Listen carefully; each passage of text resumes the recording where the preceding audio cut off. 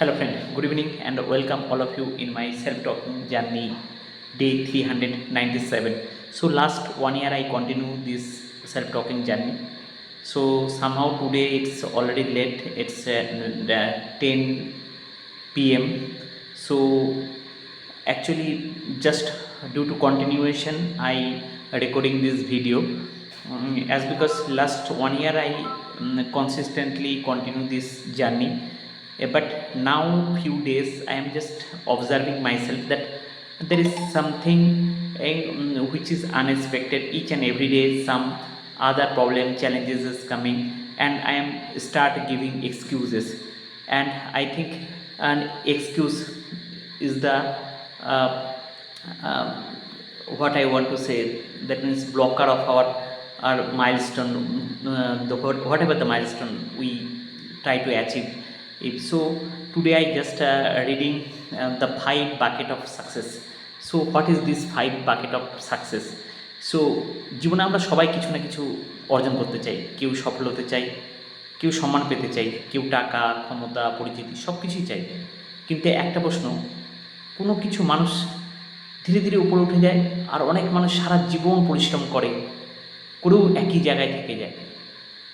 আজ আমি আপনাদের সঙ্গে শেয়ার করব জীবনের 5টি বাকেট অফ থিওরি। কারণ জীবন আসলে একটা কন্টিনিউয়াস জার্নি, আর এই জার্নিতে আমাদের প্রতিদিন 5টা বাকেট ফিল করতে হয়। প্রথম যে জীবনের 5টি বাকেটের মধ্যে প্রথম, সেটা হচ্ছে নলেজ অ্যান্ড স্কিল। আপনি কি জানেন আপনি কি শিখছেন, আপনার ক্যাপাবিলিটি কতটা, সেটাই হচ্ছে নলেজ আর স্কিল। আর সেলফ বিলিভ মানে আত্মবিশ্বাস, যেটা নিজের উপর বিশ্বাস। যখন পুরো পৃথিবী ডাউট করবে তখনও নিজেকে বিশ্বাস করার শক্তি। এই সেলফ বিলিভ সিস্টেম কিন্তু বা আত্মবিশ্বাস, এটা এমন ইম্পর্টেন্ট যে এটা ছাড়া কিন্তু আমরা কোনো কিছু অ্যাচিভ করতে পারবো না। আর আমরা যখন বড় কিছু করতে চাই তখন কিন্তু আমাদের মধ্যে ডাউট বা আত্মবিশ্বাসের অভাব হয়। তো এটাকে আমাদের জীবনে ওভারকাম করতে হবে। আর তৃতীয়টা যেটা হচ্ছে, সেটা হচ্ছে নেটওয়ার্ক কানেকশান অ্যান্ড কন্ট্যাক্ট। মানে আপনি কাদের সঙ্গে কানেক্ট করছেন, কারা আপনার পাশে আছে, সেই জিনিসটা। আর রিসোর্সেসটা যে কোনো কিছু হতে পারে, যেমন টাকা, ধরুন সুযোগ, সিস্টেম বা সাপোর্ট, সব কিছু। যদি আমাদের কাছে রিসোর্স না থাকে তাহলেও আমাদের জীবনে সাকসেস পাওয়াটা একটু ডিফিকাল্ট হয়ে যায়।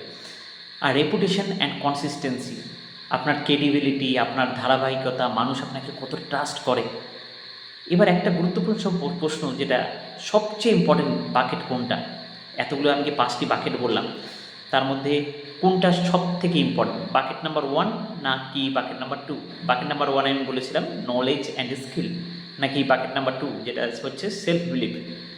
আমার মতে জীবনের আসল গেম চেঞ্জ হয় এই দুটো বাকেট দিয়েই। কারণ আমি যদি প্রতিদিন আমরা যদি প্রতিদিন নিজের নলেজ আমরা বাড়াই আর নিজের সেলফ বিলিভ যে স্ট্রেংথ করি, তাহলে ধীরে ধীরে বাকি বাকেটগুলো অটোমেটিক্যালি ফিল হয়ে যেতে শুরু করবে। নেটওয়ার্ক আসবে, রিসোর্সেস আসবে, রেপুটেশন তৈরি হবে। আর এই প্রিন্সিপালটি অসাধারণভাবে ইলাস্ট্রেট হয়েছে রামায়ণের মধ্যে। হ্যাঁ, আমি পৌরাণিক কাহিনী রামায়ণের কথা বলছি। যখন রাবণ সীতাকে অপহরণ করেছিল, তখন রামের কাছে কী ছিল? না কোনো বিশাল সেনাবাহিনী, না অঢেল সম্পদ, না কোনো রাজকীয় পাওয়ার, কিন্তু একটা জিনিস ছিল, সেটা হচ্ছে অটুট আত্মবিশ্বাস, সেলফ বিলিভ, নিজের উপর বিশ্বাস। আর সেই সেলফ বিলিভ দিয়েই রাম পরাজিত করেছিলেন রাবণকে, যার কাছে কী ছিল না? ক্ষমতা, সম্পদ, বুদ্ধি, সোনা, রাজ্য, সব কিছু। এই কারণে জীবনে শুধু রিসোর্স থাকলেই হয় না, যদি আত্মবিশ্বাস না থাকে তাহলে সব কিছু থেকেও মানুষ ভিতরে ভিতরে হেরে যায়। কিন্তু নিজের উপর যদি অটুট আত্মবিশ্বাস থাকে, তাহলে শূন্য থেকেও একজন মানুষ নিজের রামায়ণ লিখতে পারে and become a ligand for ever. যদি নিজের উপর আত্মবিশ্বাস থাকে, তাহলে ধীরে ধীরে জীবনের বাকি বাকিগুলো অটোমেটিক্যালি ফিল হতে শুরু করে। রাম আমাদের সেটাই দেখিয়েছেন। হনুমান জয়েন করেন, বানর সেনা জয়েন করে, একের পর এক রিসোর্স আসতে শুরু করে। কারণ পৃথিবী সবসময় সেই মানুষদের পাশে দাঁড়ায় যারা প্রথমে নিজের পাশে দাঁড়াতে শেখে। সেই জন্য জীবনের সবচেয়ে বড় শক্তি শুধু রিসোর্স নয়, সবচেয়ে বড় শক্তি হলো নিজের উপর বিশ্বাস। তো আজকে আমি এখানেই শেষ করছি।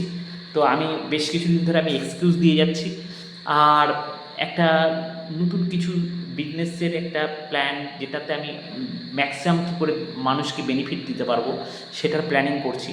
কিন্তু অনেক ডাউট, অনেক সংশয়, ক্লাউড অফ থট আসছে, এবং আমি হ্যাঁ কিছুটা ডাইভার্টেডও হচ্ছি। তো যাই হোক, আমি আশা করি সব কিছু ওভারকাম করব। আর আমার মনে হয় আমরা যদি চাই, তাহলে যে কোনো কিছু অ্যাচিভ করতে পারি। আর আমরা প্রতিটি আমি আজকে সেই ডায়লগটা দিয়ে শেষ করতে চাই, যে বোঝে সে খোঁজে, আর যে খোঁজে সে পায়।